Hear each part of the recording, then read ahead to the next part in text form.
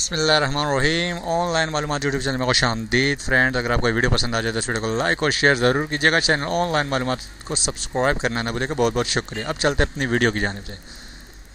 India versus New Zealand 2017 T20 इस वक्त जारी है। T20 सेकंड T20 मैच आज इंडिया और न्यूजीलैंड के दरमियान खेला जा रहा है। न्यूजीलैंड ने पहले बैटिंग करते हुए इंडिया को एक ज़बरदस्त टारगेट दे दिया। न्यूजीलैंड ने पहले बैटिंग करते हुए 192 रन बना लिए हैं।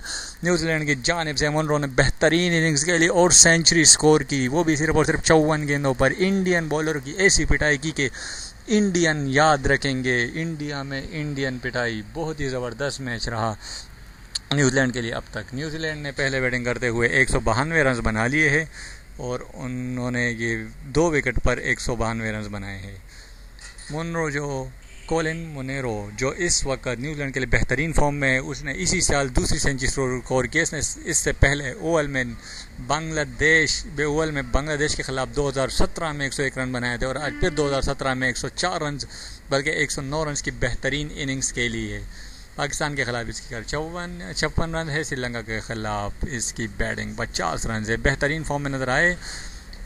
न्यूजीलैंड की जानिब से बेहतरीन ओपनिंग का आगाज़ 45 रन गोप्टेल और मुनरो ने 109 बना लिए। गोप्टेल 45 रन बनाकर आउट हुए। छाल के गेंद पर पांड्या के हाथों कैच हुए।